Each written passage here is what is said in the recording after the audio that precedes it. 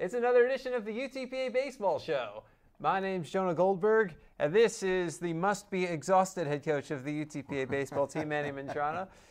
Coach, it's been 2 weeks since we've gotten to talk, because you basically seem like you've been playing every day. You went 2, 3, 2, 3. You've been traveling on any day in which you weren't playing a game, it seems. And finally, you get 2 days home before you're with no traveling and no game. So, have you slept at all? Very little, Jonah. Very little. And you're right. It's been quite a week. We played here last weekend. We played 3 games.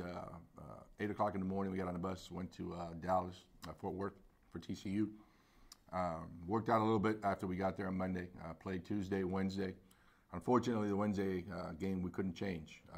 It was a night game at 6:30. So by the time we got to the hotel after we finished the games, and it took a little bit longer than we thought. Probably got to the hotel about 11. Had to place a wake-up call for the guys at 2:30 in the morning to get up, to be on the bus by 3:30, to get to the airport by 4 a.m. We had a 6 o'clock flight. Did that, flew all the way to California. Obviously, the change in times was a big factor too. Played 4 games in California, back to back to back to back. And then unfortunately, coming back, we had the same 6 o'clock flight. So got him up at 2:30, bus at 3:30, airport at 4. So we got back yesterday afternoon around 4 o'clock, and we gave them the day off today. Position players, pitchers just threw a little bit just to keep their routine. But I'm sure if they're not in class, they're probably in their apartments or dorms, pretty much crashed out because everybody was tired. And then you mentioned the time change too. So when you think about what time you woke up to go to California, it was 2 hours earlier in California, the place you were going. So you're basically waking up 12:30 in the morning. Yeah, the time change, and we've tried different ways to go about it. Go on their time, try to keep the body on our time. We've tried it different ways, but still, flying across 2 time zones and playing 4 games, and then that early flight. A wake-up call at 2:30 in the morning. That was tough for the guys. Well, yeah, it's part of playing college baseball, and from experience, I can tell you the travel in minor league baseball is more difficult. So, you know what? I have no sympathy. Minor league baseball is a lot of bus rides. There's no doubt. And some guys hate it traveling minor league baseball. I loved it. I was getting paid to play. Being on a bus, getting paid. To me, there was no better life. But some guys would just dread it, and I don't know why. Because hey, you're playing baseball and you're getting paid to do it. Yeah. So might as well enjoy it. But with our location and all the travel we have to do, we have to be really, really cognizant of how much travel we're getting to make sure that we rest our guys. Well, we probably rest our guys more than most teams in the country, if not all, and obviously more than I would like. But we need to do that. If you don't give them enough rest with all the travel because of where we are geographically, then pretty much they're going to be beat up. They're not going to be the best players they can be. And you mix in the tough travel with 2 of the toughest teams on your schedule. You've played a murderer's row to start this season as it is. I think 10 of your first 21 games were against teams that made the postseason last year, and now you're finally through that stretch. But your trip started to the top-ranked team in the land, the TCU, which was 1 game away from going to the College World Series Championship Series last year, and then you go on and take the defending WAC champs at their place. So that's a tough trip, but you played with both of these teams throughout the week for the most part. Yeah, obviously TCU, being number 1 in the country. They've got some really, really good arms, and they can play defense. Hitting wise or offensively they're not that explosive, but around baseball, if you can get good pitching, and they do have some power arms, they've got guys mid-90s plus, and if you play good defense, you're going to be successful. And obviously Sac State won the WAC last year. They're a very good team, and we had our chances Friday and Saturday. I thought we just didn't get any breaks at all during the weekend, Jonah. It seemed like that every ball that was going to be fair or foul, for them it was fair, for us it was foul. Every chink hit. For both teams, it seemed like every time that they would have a chink hit, that it'll drop. For us, it'll get caught.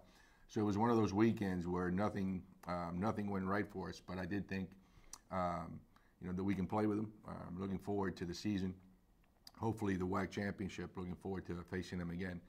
because I do feel we can compete with them. And again, by that time, the luck might have changed, and we'll get the favorable bounces. But it was a well played Friday Saturday game. Again, we had our chances, but it just didn't go our way. But they're a good team, good players, they're well coached. So it was fun going up there and competing against them. And you got some strong pitching on those first two games. Blake English with his second straight complete game, and Justin Quinones threw up a whole bunch of zeros until he ran out of gas at the end. You know what, Blake, and we were talking about it earlier, they had 4 hits during the entire game. 3 of those hits came in the first inning, and one of those hits, what we were referring to, just a curveball, really good curveball that the guy didn't even know he hit it. And he happened to do that with runners in second and third. Both guys scored. They scored 3 runs, and they got 3 hits the first inning. Throughout the rest of the game, they scored 1 run and only got 1 hit. And then Saturday, Justin threw the ball really, really well. We had a 3-1 lead. Fortunately for him, he hung a slider with runners in scoring position. And their kid did a good job of capitalizing and hitting it hard to bring in the runs. But both of those guys threw well. I think Ryan on Sunday kind of settled in, had a rough first inning, settled in, and he started throwing up some zeros. But again, well-coached team, 2 good teams going at it. Somebody's got to win, somebody's got to lose. But I'm happy with our effort, with the way that our guys played. They played hard, Jonah, and it was just one of those weekends where nothing went right. Well, one thing went right at the end of the weekend. You pick up the win over Pacific in just an absolute slugfest, 12-10. It was more of a football game. It was funny because there were so many big innings during that game. I think in that game there were more big innings than we've had. Both teams have had, ours and our opponents, in the entire season. But you're right. It was 12-10. I think we got 16 hits. They got 14 hits.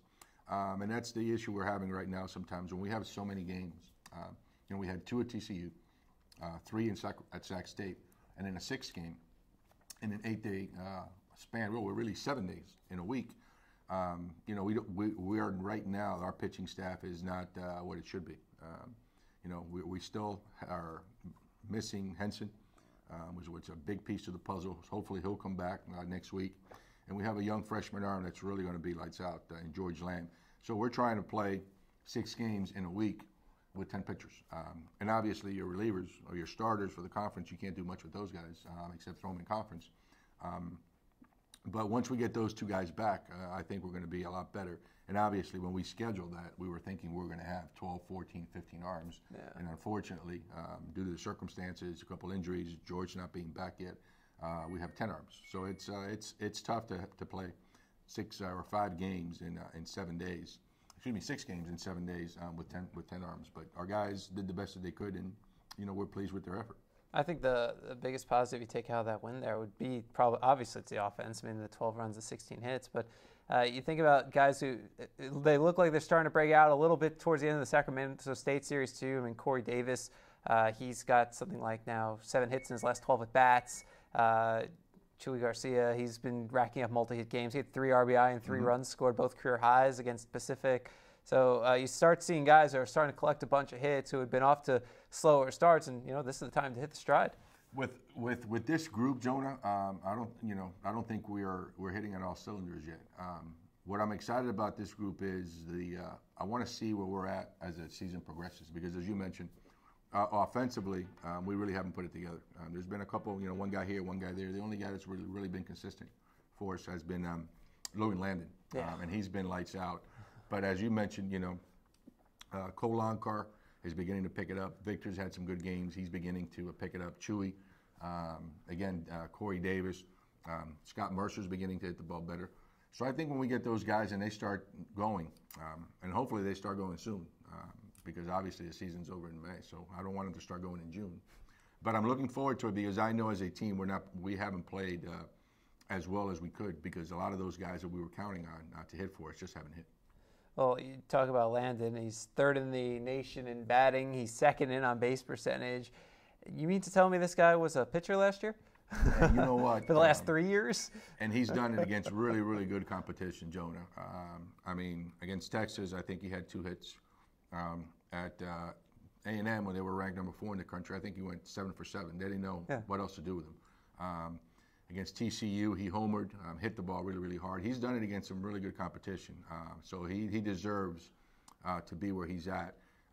And he's just been unbelievable, not only offensively, but he's a very good defensive outfielder, can run. And he's got professional baseball looking at him as they should, because I think he can play at the next level.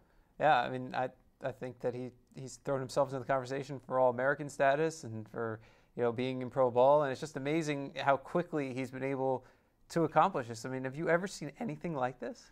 Well, I've had dual players in the past that have been pretty good for us, but with him it's a little bit different because last year, at his junior college, he pitched.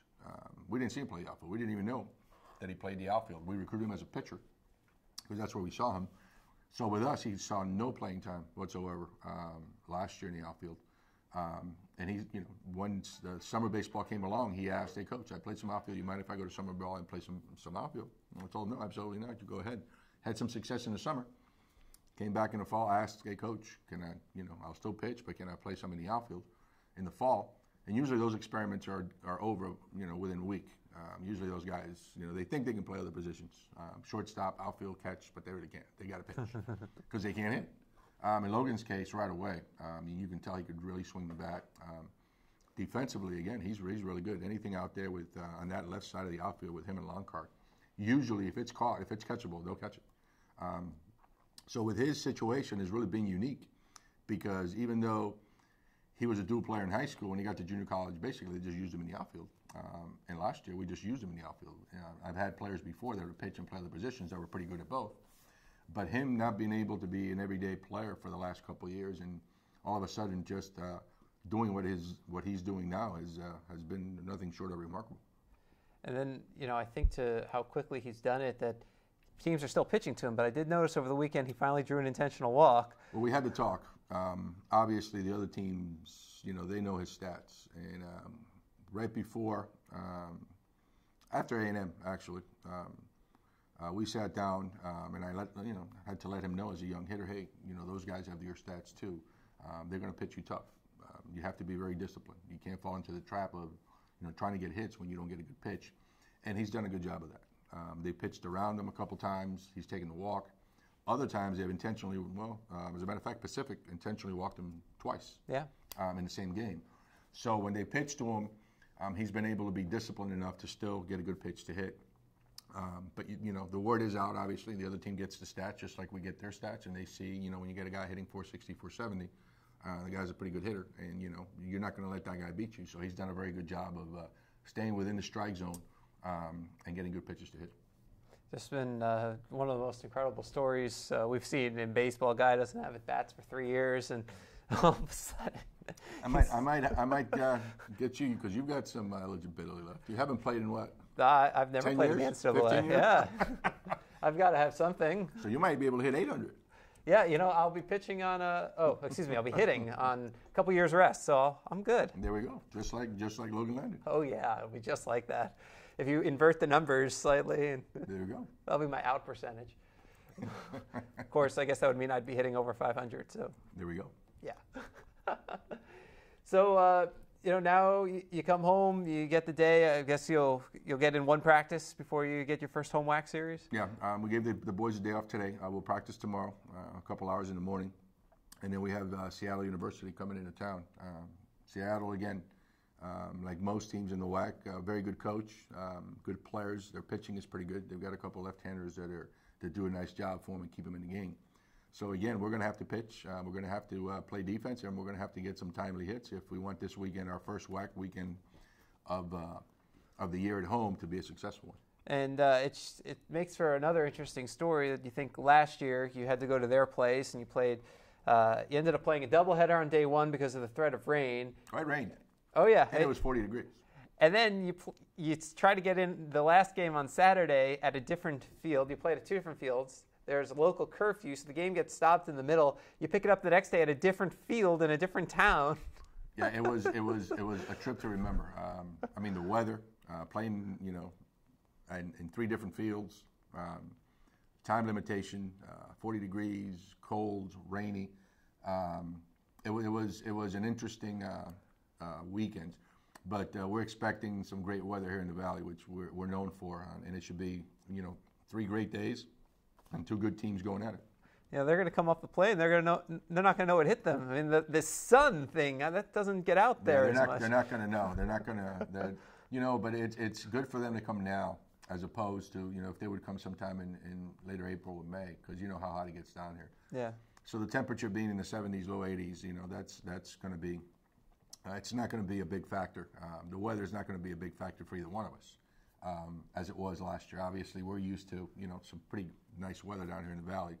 And when you throw our guys into, you know, 40 degrees with rain and cold and wind, it's a little bit different. So I think it's a little, for both teams, you know, high 70s, low 80s, great weather, and I think we should have 3 really good college baseball games for this weekend. Well, always looking forward to a great home series. Start of a 4-game homestand. The Bronx play host to Seattle Friday at 7, Saturday at 6, and Sunday at noon. And then Incarnate Word comes to town Tuesday at 2 p.m. He's Manny Mantrana. He's the head coach of the UTPA baseball team. He's Jonah Goldberg. We'll be back with you next week. This is Bronx Baseball.